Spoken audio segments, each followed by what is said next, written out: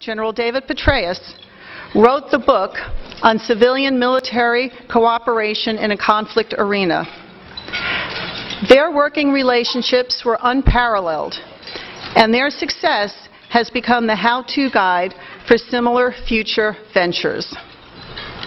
Ambassador Ryan Crocker is also a household name for many of you here. Despite a most distinguished Foreign Service career spanning over 37 years, in which he never failed to follow his own mantra of making the hard choices and going to the hard places, and along with his current position as Dean and Executive Professor of the George Bush School of Government and Public Service at Texas A&M University, Ambassador Crocker has always found time to visit councils around the country, addressing many of you here today. So not only do we appreciate your outstanding service to our country, we are also very grateful to your service to our organization. Thank you.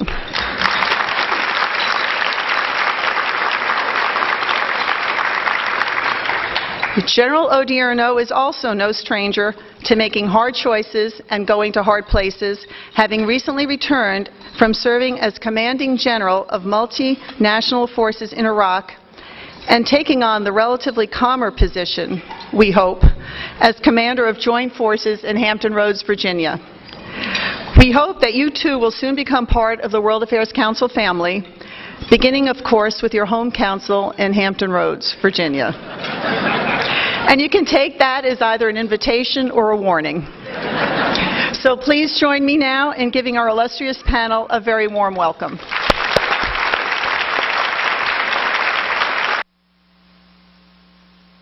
Thank you very much.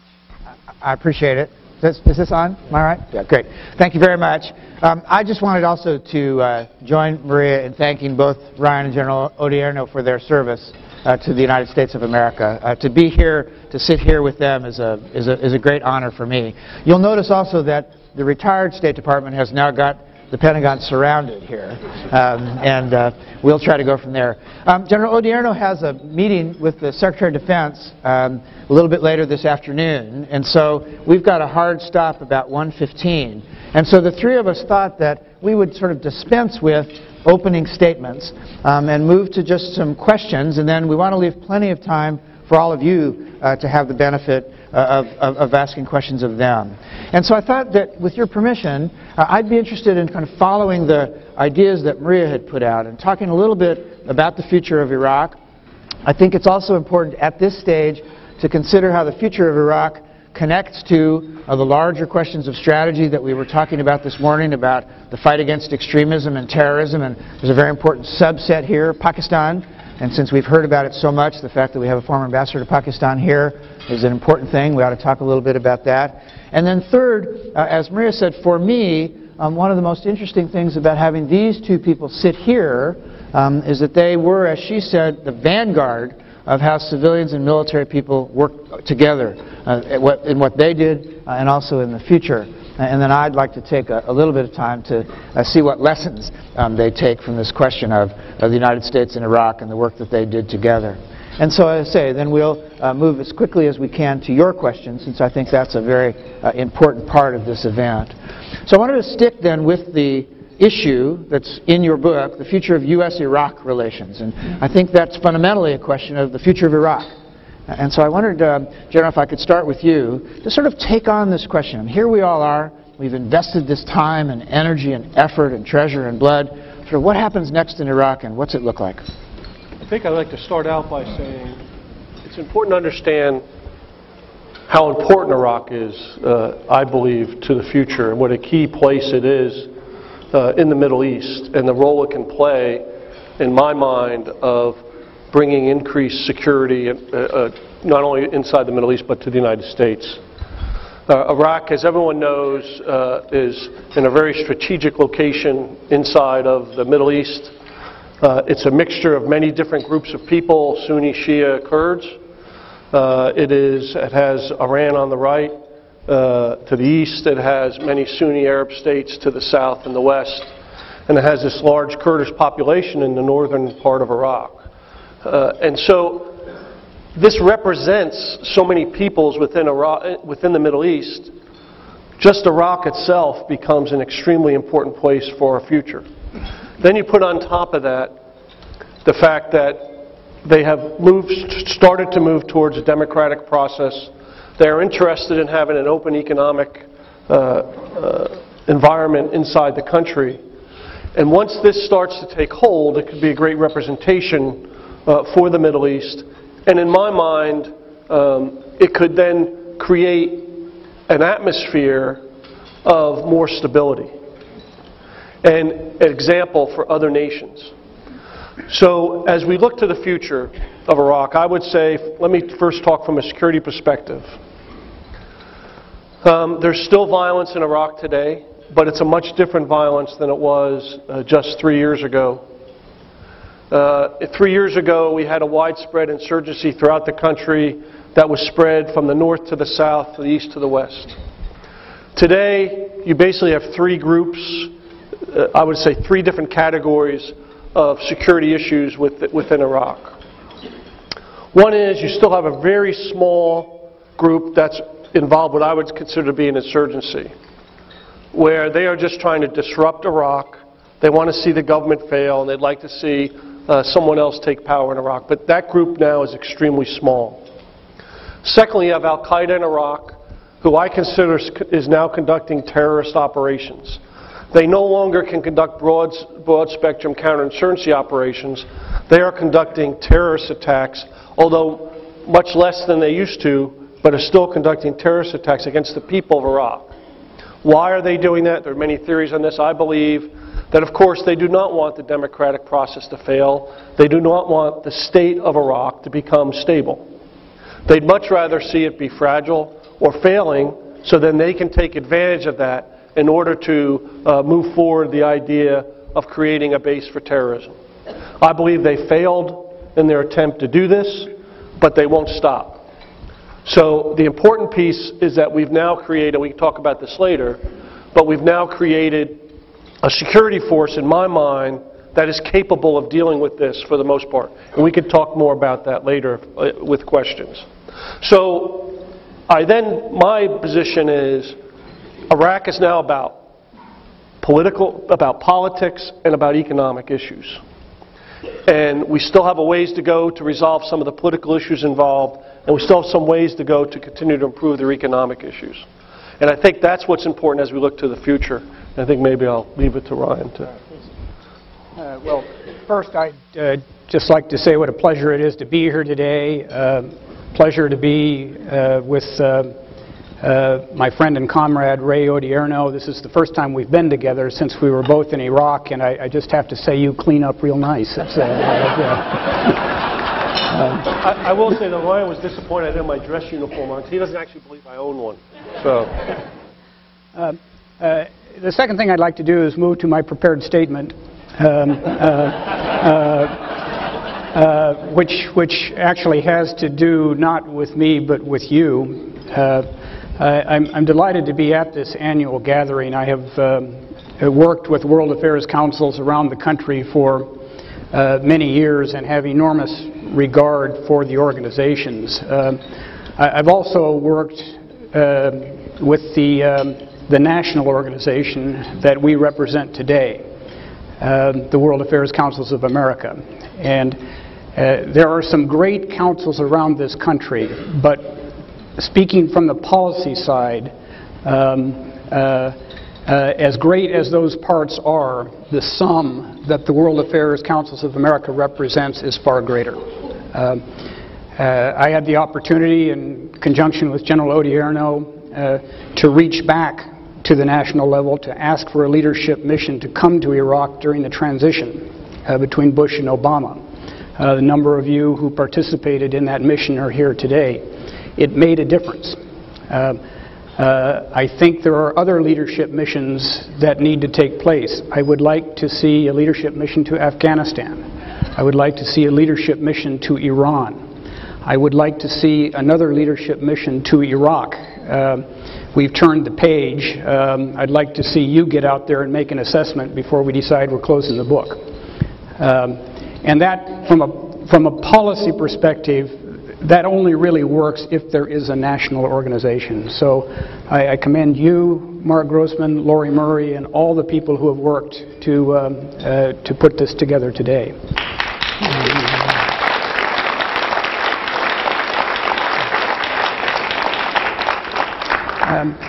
Iraq going forward, I would agree with virtually everything General Odierno said. I see the glass as distinctly more half full than half empty. He ticked through a number of, I think, very positive points. Let me tell you what my worry list is. For all of the progress that Iraq has seen over the past 3 years in particular, the challenges in front remain immense. Sectarian tension between Shia and Sunnis has subsided. Ethnic tensions between Kurds and Arabs, though, have increased. Those tensions lie on a rickety foundation of unresolved institutional and constitutional issues, states' rights issues, the authorities of a regional government in Kurdistan versus a federal government in Baghdad versus provincial governments elsewhere. And General Odierno and his forces have literally done heroic work in conjunction with both the regional government and the federal government to keep the peace along the Green Line. But this is a holding action. The hard decisions still lie in front of Iraqis. General Odierno has painted the picture of what Iraq could be. An enormous strategic asset for the region and the world. Iraq, for the last half century, has really defined itself in the opposite manner. An adversary, a problem, an enemy. We now have the opportunity to see a different set of relationships move forward. We have an architecture for that. The agreements that I negotiated during my time as ambassador, both the security agreement and, more importantly, the strategic framework agreement that defines our relationships in all aspects. But there has to be content to these agreements. So, in addition to all of the unresolved issues in Iraq, here's my biggest worry. That in America, as we look at other issues overseas, like Afghanistan and Pakistan, that take our attention, as we look at our domestic issues, particularly our economy, that we are not thinking about turning the page, as President Obama said. We are thinking about closing the book in Iraq. That Iraq is over, time to move on, goodbye, good luck. If our thinking and if our resources, as the new Congress moves into office, does go along these lines, I think the chances for long-term strategic success built on the great work that General Odierno and his troops and a lot of brave civilians have already put into this will diminish sharply. American interests will pay, the Iraqi people will pay anymore. May I ask you both? I think both those are interesting and good answers, but they're from kind of more or less an American perspective. But put yourself in the shoes of Iraqis at this point. And if there were 2 Iraqis or 3 Iraqis sitting here today, some of whom had national responsibility and some of whom were, like these people here, interested citizens in the future of their country, what do you think they would say? Ryan, I'll maybe ask you that first. Well, polling is an imperfect business, as we all know, and is particularly imperfect in developing societies like Iraq. But I was struck by 2 polls conducted right at the October 31st remissioning. A CBS poll here found that 70% of Americans were done with Iraq. Time not only to remission, just time to get out. Been too long, cost too much, too many other things to do. A poll conducted the same week in Iraq had the same percentage, 70% of Iraqis, but it was 70% of Iraqis who thought it would be a terrible mistake for them if the U.S. Decided to cut sling and head home. Ray, of course, has more recent experience, but what I encountered talking to Iraqis in government and in the markets was a range of views on America, some tiny percentage who were really grateful for everything we had done from day one, a vast middle range with varying degrees of emotion who said, boy, have you guys screwed this up to greater or lesser degrees, but almost all of them at the end of the day saying, now stay here until it's fixed, because if you leave it's going to get even worse. So partly anecdotal, partly based on some surveying, partly based on the nearly unanimous votes in favor of the Strategic Framework Agreement that binds us together as allies. Iraqis, in many cases, may not like us, but I think in most cases feel that our role going forward is essential for their security and stability. But Ray's got much more recent experience. I don't disagree at all with what Ryan said. I would just say what we have to be careful of is confusing the last thing that Ryan said, liking versus needing. It's very difficult to, I found over the years, and I had trouble actually myself coming to grips with this. It's hard for a country to like somebody who invaded them, who overthrew their government, and who stayed for a very long time. No matter the problem they had with Saddam Hussein and the fact that they wanted him overthrown, it's still, when you have foreign people within your own country and a foreign military within your own country, it's sometimes hard to like because they want to see themselves take control of their own country. But they understand that where they think they can go, the vision that they have, I believe the Iraqis believe that they have the potential to be a leader in the Middle East. They believe that they have the educational systems and the educated to be able to do that. I think they believe they have the natural resources to do that. But they need significant help because those resources and the infrastructure associated with it has been so ignored really since probably 1980. You can make the argument that most people don't realize Iraq's been at war since 1980. The Iran-Iraq war from 80 to 88, we had Desert Storm in 91, then you had sanctions, and then you had the overthrow of Saddam Hussein in 2003. And one of the things I realized as I went into Iraq was we underestimated the impact that sanctions had on the people of Iraq. I'm not so sure they had an effect on Saddam Hussein and the government. They had a significant impact on the people. For example, if you went around and talked, doctors weren't able to update based on what the English, medical technology and instructions almost given in English. They weren't able to have access to that. The oil infrastructure hadn't been updated in 20 to 30 years. The electrical infrastructure had not been updated. And in fact, I called it societal devastation. And I think one of the things we did is we underestimated this societal devastation when we got into Iraq. And that's partly why it's taken so darn long there. Because we didn't understand what would come out of that. Part of that was an insurgency. Part of that is other people trying to take control. And the Iraqis believe that the United States, if they really wanted to, could fix this problem. And they think we've chosen not to fix it. And we've explained to them time and time again that we have done everything we can to help them to fix their problem. And so what we're trying to do now is they are now taking more control. They are now a sovereign nation based on the agreement that was negotiated back and signed back in December of 2008. And so what we're now trying to do is build their capabilities so they can move forward. So the people of Iraq believe they need our help to do that because there is still a mistrust between elements inside of Iraq. They have not built up trust between each other yet. And we kind of act as an honest broker or somebody who is there to help them to work through their issues. Not to solve their problems for them, but be there and create the environment for them to solve their own problems.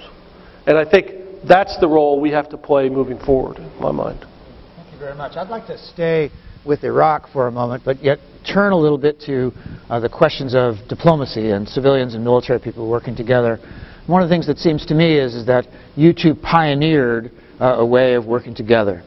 And when you think about the President Obama's national security strategy and the focus on the whole of government, and you think about the lessons that we learned in the Bush administration about the whole of government. And here I would say this isn't just the State Department working with the military, but it's the civilian side of government, the power of the civilian side of the United States government working with the military.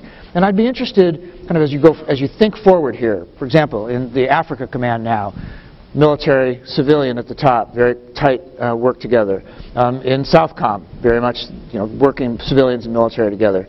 Sort of what lessons did you draw, and what lessons would you give to those who are have come now and say, I have this responsibility, it's a whole of government responsibility, how do I do it? Let me go first. I would just say that, first off, as I go around and talk to my military audiences in the leadership schools and everything else, the first thing I'd say to everyone is, there will never be a conflict again where it's a pure military solution. I just don't see that happening anytime, anywhere. And the reason is because the complexity of the world we live in today and the environment we live in, whether it be the information management, the information age, whether it be what people now expect because they have instantaneous access to information where they know how to they ask for how people can help them to solve their problems, and the military can't do that by itself. So no matter where we go, we're going to have a civilian component that either goes in with us or very close behind us to solve the problems that we have to solve. And I think the lesson learned here is we just don't simply have the expertise to do that. What we can do is we can do some things when the environment does not allow civilian agencies to operate because of the level of violence.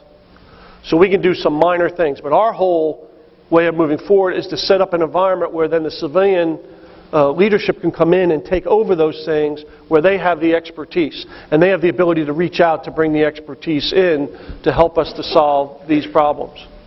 So one of the lessons learned that I've come out of this with, and it's even now down, because of the counterinsurgency strategy, down to, I would say, brigade commander level, or even battalion commander level, is unity of effort.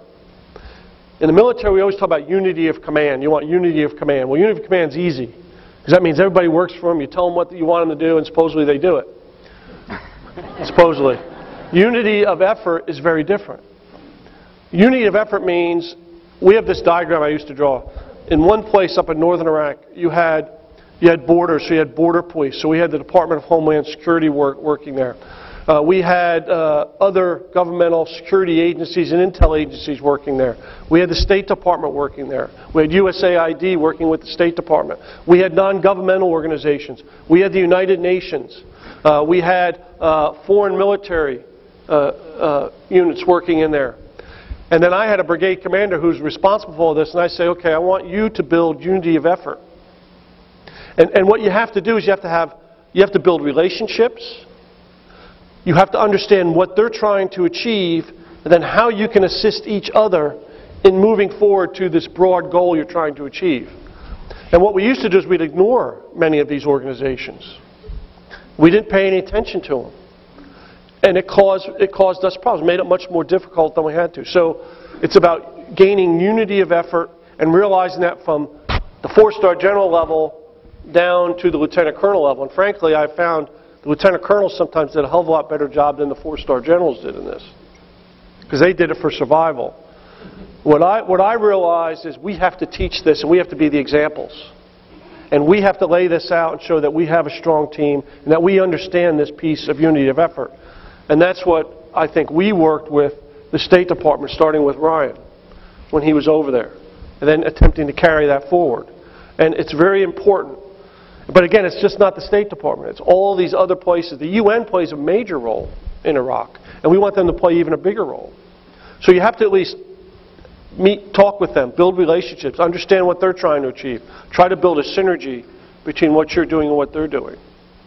And so that's probably the #1 lesson learned that I learned. So. Thank you very much. Just two brief comments. Purely military and purely diplomatic problems cease to be when the Fulda Gap ceased to be important.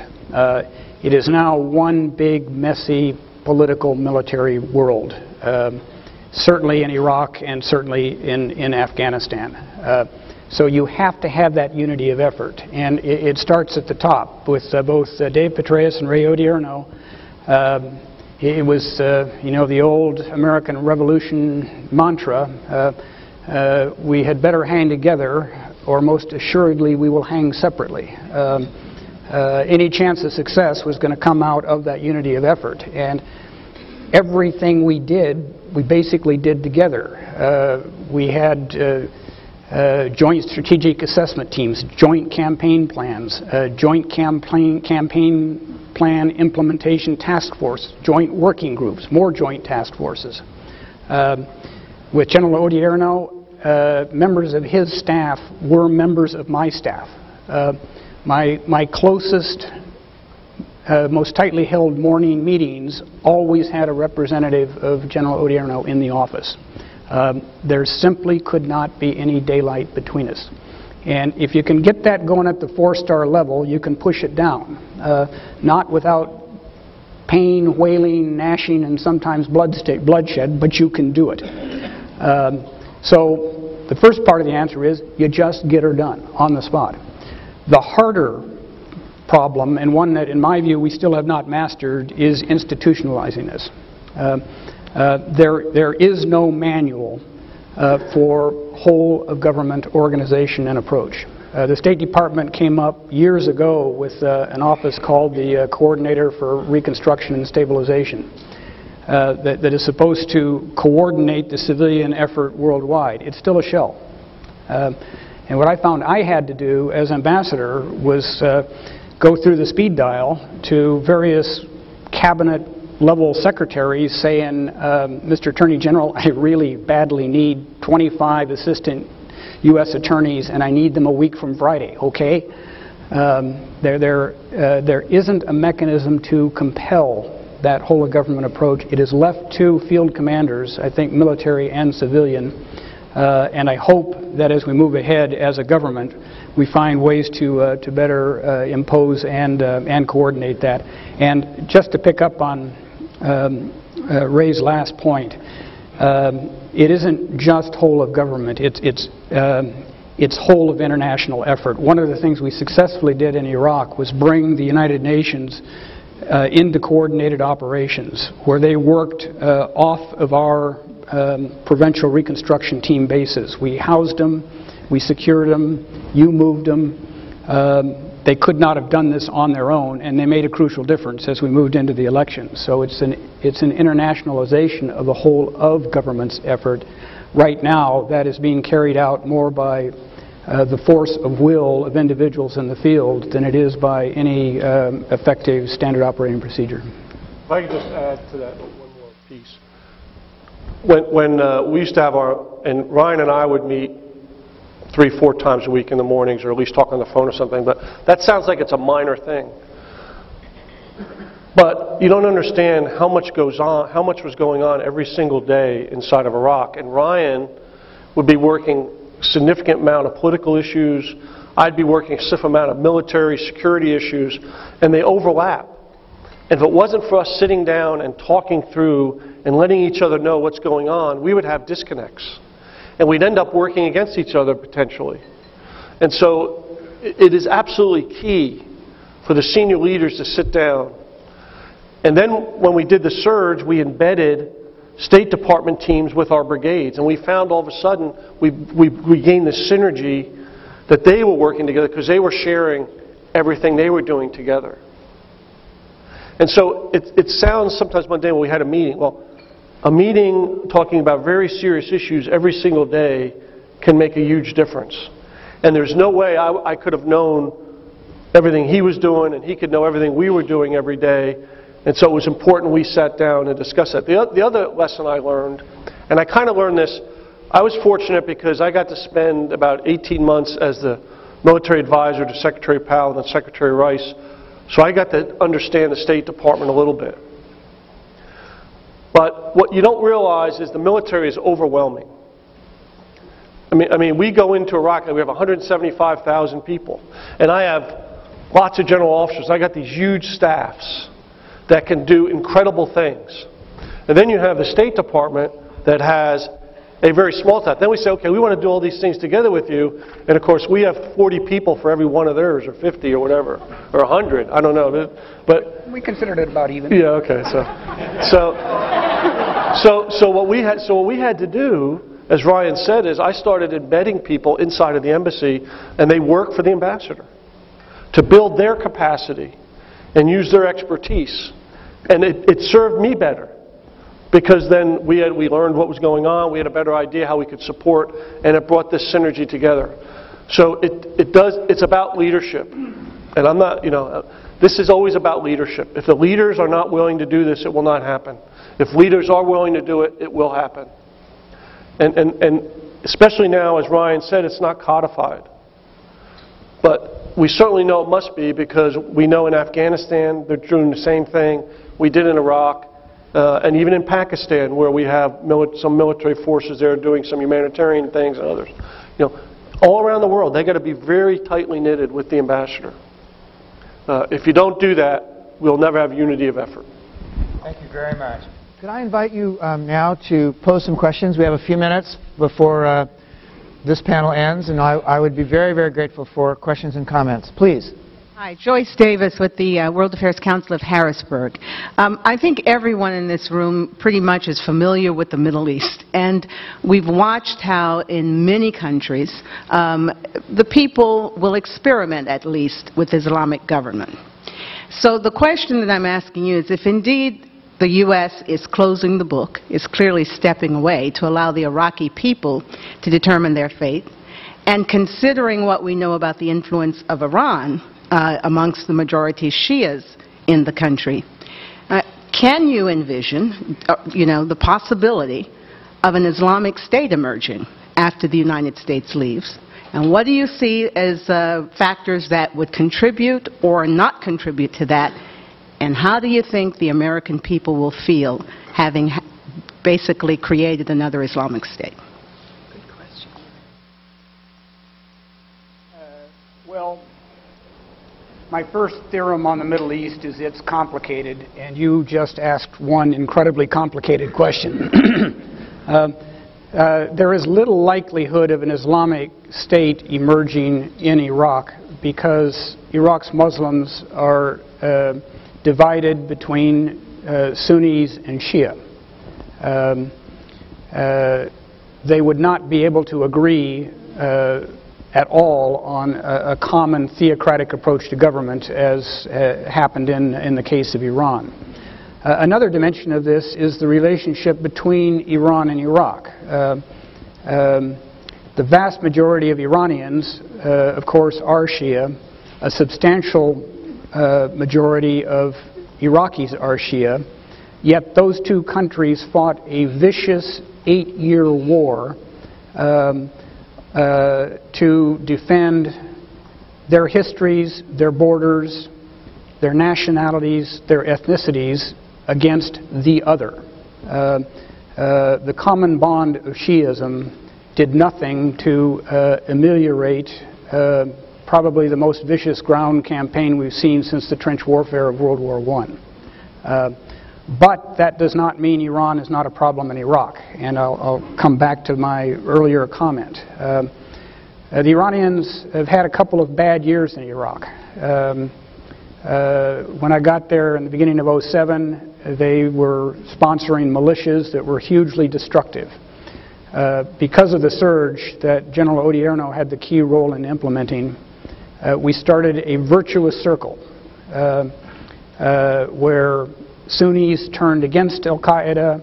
Shia noticed that instead of Sunnis fighting Shia, they were fighting a common enemy. They reassessed their ties to Iranian-backed militias. The Iraqi government turned against those militias and defeated them. So a bad couple of years for Iran. But you know what the Iranians are saying now? They're saying, hey, your American friends are going home soon. And guess what? We're still going to be here. We're always going to be here, because we've always been here. And that is why I urge that as a government, a Congress, and a people, we turn the page to increasing Iraqi responsibility, to an increasing civilian support role, but we not close the book. Because believe me, there are others out there, not just the Iranians, also Al-Qaeda, the Syrians, who also have a very bitter history with Iraq, who are all set to march through the remaining chapters without us, and it will not be a pretty story. If I could just add, I think you have to delineate between what Iran wants and what is going on. I mean, I think Iran would obviously wants to have significant influence over Iraq. They would probably like to see an Islamic State established in Iraq at some time. You know, there's also a thing we haven't talked about, which Ryan probably knows a little bit more about than I do, but there's also this religious quarrel between Iran and Iraq about Qom and Najaf, who is the head of Shia Islam. And so that plays a role in all that as well. But what Iran wants and what Iraqis want are very different things. Iraqis do not want Iran to come in and have lots of influence inside of Iraq. Every poll, and as I've watched Iraqis vote over the last several years, they want to have Iraqis in charge, and they'd like to see it in a democratic process because their participation has been tremendous. So what I worry about is that they lose confidence in the democratic process, especially as we continue to go through this long stalemate of forming a government. And I worry more about that and what that could lead to. Not that I believe Iran's going to have this wave of influence that all of a sudden comes in. I don't think the Iraqis will allow that to happen. Are there factions that will? Yes. But Iraqis as a whole will not allow that to happen. And I want to reemphasize what Ryan just said. That's why it's important I always worry about in December of 2011, just a little over a year from now, when our U.S. forces leave, that we lose interest in Iraq. And to me, that's the issue of the future, is we cannot lose interest. And it gets back to the Strategic Framework Agreement, which talks about political, economic relationships, cultural exchanges, educational exchanges, medical exchanges. These all play a key piece for us sustaining a relationship that also allows the Iraqis to continue to build a more stable government, which allows them to stand up against countries like Iran and some others who want to come in and try to dominate and have too much influence inside of Iraq. And so in my mind, the next 3 to 5 years are the most critical. And it has to do with how we react to that. And there'll be a lot of discussion about how much money we spend on Iraq, because they are an oil nation and they should be spending their own money. I don't think anybody disagrees with that.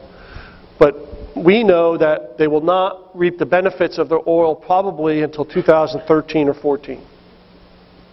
Because they have to rebuild that infrastructure to get it out of the ground. And so until that time, we have to be there to assist them through political and economic issues. And to me, that's the way for us to stop what you described as happening. Although I would argue, I don't think that will ever happen, but I never say never to anything. So, to keep to the promise we made to both General Odierno and Ambassador Crocker, you've got a short question and 2 short answers. What I'd like to do is to press a little further on this whole issue of capacity building. Many of the current capacity building efforts are pretty much keyed on a timeline till the U.S. military begins to go home, in part because, as I understand it, there is this habit of ensuring that nobody goes outside the green zone without a lot of military escort. At some point, that's not going to be possible, and yet the capacity building is going to have to be longer term. So how do we square that? This is not in the level of broad strategy, but in terms of the operational piece of this, of sustaining this capacity when we may not be able to provide the military support that we presently do. The answer that I let Ryan. I think first off, the plan is to maintain. It's a misnomer to think everybody's in the green zone, for one thing. There are people all around the country inside of Iraq. There are going to be 2 consulates established in Erbil and Basra. There's going to be other outposts, State Department outposts. They keep changing the name, so I'll just call them an outpost for now in other parts of the country, where they will continue to support capacity building within Iraq. They work with military escorts now, but some work with some civilian contractor escorts. Over time, what we advised them to do, and they're now starting to do it, is start to let the Iraqis provide you escort. I have enough confidence in the Iraqi military that they will be able to do that with some U.S. oversight to that. And so they have to start moving in that direction, which will allow us then to do this capacity building. I also, and it's kind of related to this, I'm sorry I'm taking a little longer, but the one thing where I've changed, again, my view over time as I've seen Iraq progress, is I believe there's a time when our large military presence becomes counterproductive. And I think we're close to that time where it's starting to become counterproductive. Because as the Iraqis see the Iraqi security forces continue to improve, they don't understand why you need 50,000 U.S. forces on the ground. So that's why the plan is to slowly go down to zero as they increase their capacity. And that's why today we just have trainers and advisors with them. The Iraqis have been doing security in Iraq now since the beginning of 2010. So it's been about 10 months now where they've really been in charge of everything. And we've slowly drawn down our force. And they've done pretty well. We have not seen security get worse. We still have violence. But we haven't seen it get worse. So we have to continue that support. So, we got a couple of minutes left, and if you'd allow me, I'm going to sneak in one last question. I think this is fast. I really like the unity of effort that you talked about, and I just wondered if you could sort of speak to, is that pervasive in top American military command, or are you fairly unique? I would just say, I think we've learned this. Our last major conflict before Iraq in 2003 was Desert Storm. We were in and out. And so we went in, the military did their job, we left, everything was great.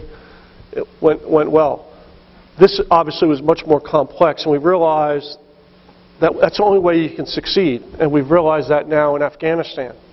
And so I think that within the military, we clearly understand this now. But my worry is what Ryan just said, though. It's not codified, and I worry that we'll lose over time what we have learned here, and we'll repeat mistakes of the past. So it's my responsibility and others to ensure that we don't do that. Ryan, you got the last word. Yeah, just perspective. In my Foreign Service career, I have had a long and very productive relationship with my military counterparts. I would just give you a couple of examples. I was ambassador to Kuwait in the mid-1990s when Saddam Hussein looked like he was going to invade again. A swift response from the administration in 1994 precluded that. But then the commander, Central Command, and I spent the next 3 years working together to set in place security agreements and a security architecture in Kuwait, air bases, pre-positioning, robust exercises, and so forth, to guarantee that it could never happen again. Civil-military cooperation in Kuwait was the #1 item in my portfolio. In Pakistan in 2005, the Great Kashmir earthquake that killed 80,000 Pakistanis in 2 minutes led to the largest and longest airborne humanitarian relief mission by the United States since the Berlin airlift. And that was a completely coordinated civil-military operation. I chaired meetings 3 times a day, 7 days a week for 5 months out of my office, bringing everybody together for a total unity of effort approach. It can be done. It is being done around the world because, again, if you're smart enough to get to where the 3 of us have gotten, and lucky enough, you have learned how important that sort of thing is, but it still needs to be codified. If I could just, I gotta just fit. Yeah, it's on me. So you're off the hook now. So if I could just, the good news about this though is we have a lot of young officers, both in the State Department and the military, who've experienced this at the lowest levels, and they understand the importance of this. So I think that will bode well for us in the future. Since I didn't get to make an opening statement, I'm going to make close, but there's somebody I think wants to, if you want. Quickly, with the increase in the number of women in the State Department and now in the military, you have the opportunity to get a lot of right-brain thinking into that. Will right-brain thinking get into Iraq? And when and how?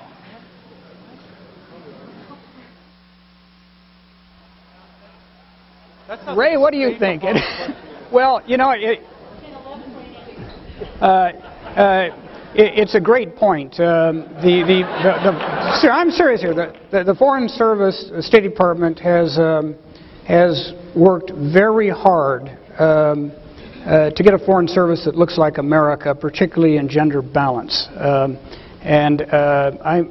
kind of pleased that 3 of my last 4 bosses as Secretary of State have been women. We have an award now. This is going to sound incredibly boastful, and it is. In May of 2009, Secretary Clinton created something called the Ryan Crocker Award for Outstanding Achievement in Expeditionary Diplomacy. That means basically go to really, really awful places, and if you come back alive, we'll present something to you. It's been given twice. It was given last year to a provincial reconstruction team leader in eastern Afghanistan, spent 18 months out there, lost 2 of her people to IED attacks, spoke fluent Pashto, negotiated agreements between tribes and the military, then between tribes, and then between tribes and the government in Kabul. She left 3 teenage kids at home to go do that. And the second award was just presented, I don't know, yesterday or the day before, to Ann Patterson, our outgoing ambassador to Pakistan. So for those of you who have daughters out there who really want to see combat, don't send them to Ray, send them to us. It's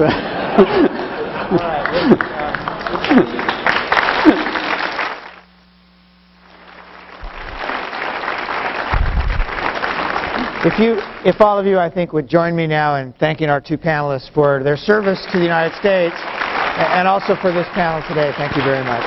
Thank you.